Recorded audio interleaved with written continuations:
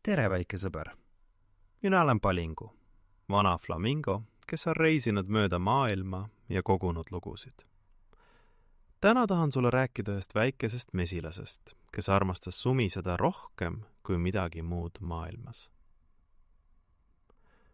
Keset suurt lilleaasa, seal kus kasvavad kollased võililled ja sinised rukkililled, elas mesilaspere suures tarumajas.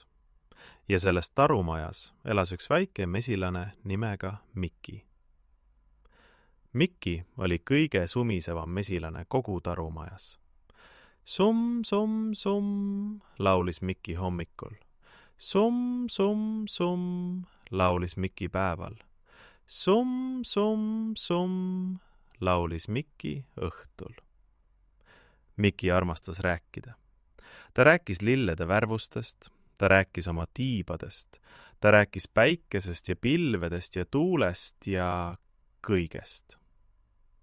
Aga oli üks asi, mida Miki ei osanud hästi teha. Miki ei osanud kuulata. Ühel hommikul ütles Miki ema: Miki, täna on eriline päev. Mesilaste vanaema Merilin tuleb külla ja ta tahab sulle midagi olulist öelda. Kuula teda tähelepanelikult. Jah, ema, vastas Miki. Summ, summ, ma olen nii õnnelik.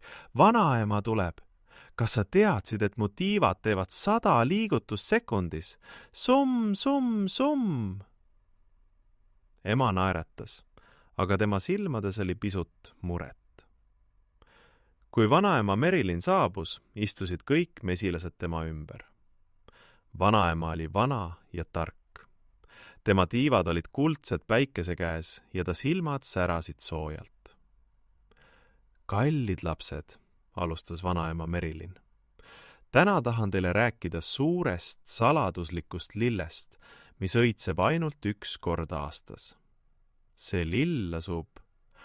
Ohoo, lill, hüüdis Miki. Summ, summ, ma tean palju lilli. Võilill on kollane, rukkilill on sinine ja roosid on punased ja... Miki, sosistas tema sõber Tiiu mesilane. Kuula, vanaema. Aga Miki jätkas sumisemist. Ja ma käisin eile võililledel ja korjasin nii palju mett ja... Vanaema Merilin ootas kannatlikult. Siis jätkas. See eriline lill asub suure tamme taga, aga sinna jõudmiseks peate te... Tamm, hõikas Miki. Summ, summ, ma tean seda tamme. See on suur, väga, väga suur, nii suur, et... Vanaema ohkas. Teised mesilased kuulasid edasi, aga Miki jätkas rääkimist iseendale, sumisedes oma väikest sumisemislaulu. Järgmisel hommikul olid kõik mesilased elevil. Täna lähme otsima saladuslikku lille, ütles Miki ema. Jaa, hõiskasid mesilased. Kõik mesilased teadsid, kuhu minna. Kõik peale Miki. Sest Miki ei olnud kuulanud. Mesilased lendasid minema, summ, summ, summ, üle lilleaasa, üle oja, üle heinamaa. Miki lendas kõige taga, sest ta ei teadnud, kuhu nad lähevad. Oodake mind, hüüdis Miki. Summ, summ, kuhu me läheme? Aga teised mesilased olid juba kaugel ees. Varsti oli Miki üksi, suures metsas. Ümberringi olid kõrged puud. Päike ei paistnud läbi tihedate okste. Miki ei teadnud, kuhu minna. Summ, summ, sosistas Miki vaikselt. Tema sumisemine ei olnud enam rõõmus. Miki proovis lennata ühele poole, siis teisele poole, siis kolmandale poole, aga ta ei leidnud teisi mesilasi. Miki istus ühele lehele ja tundis end väga üksikuna.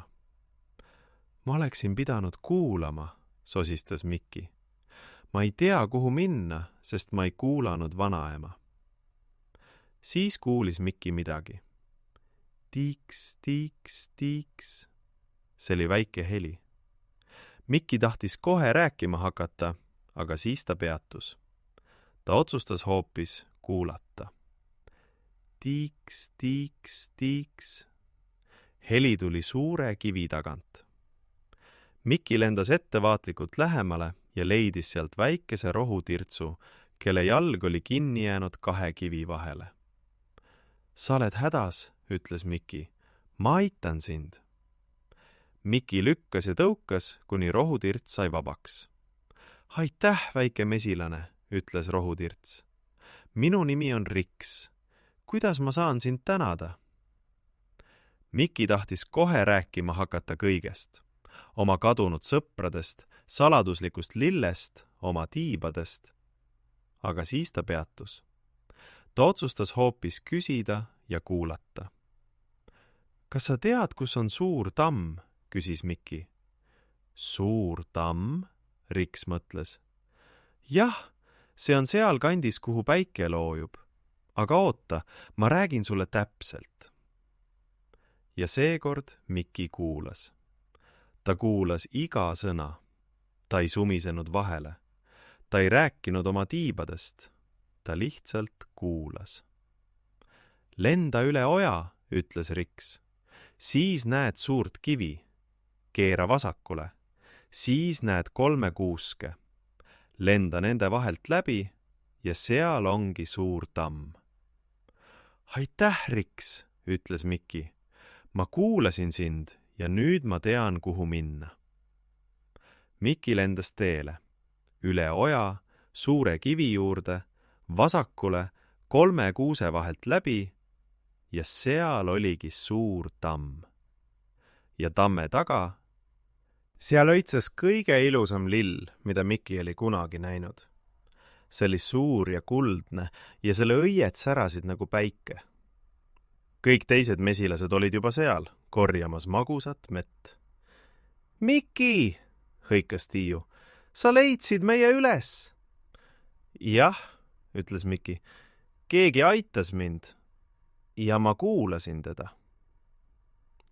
Sel õhtul tagasi tarumajas istus Mikki vanaema Merilini kõrval. Vanaema, ütles Mikki vaikselt, mul on kahju, et ma sind eile ei kuulanud. Kas sa räägid mulle uuesti selle loo? Vanaema naeratas soojalt. Muidugi, kullake. Ja seekord Mikki kuulas. Ta kuulas algusest lõpuni. Ta ei sumissud vahele kordagi. Kui vanaema lõpetas, ütles Mikki. See oli ilus lugu. Aitäh, et sa mulle rääkisid. Aitäh, et sa kuulasid, vastas vanaema ja kallistus teda. Pärast seda päeva oli Mikki endiselt sumisev mesilane.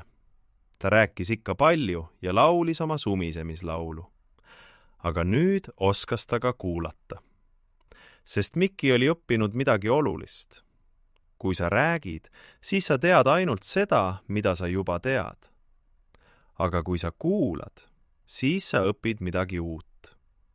Ja mõnikord viib kuulamine sind just sinna, kuhu sa minna tahad. Ja nüüd, väike sõber, on aeg sulle öelda head ööd. Homme, kui sa ärkad, proovi kuulata. Linde laulmas, tuult puhumas ja inimesi, kes sinuga räägivad. Kuulamine on kingitus, mida sa teistele annad. Head ööd, väike sõber, sinu Palingu.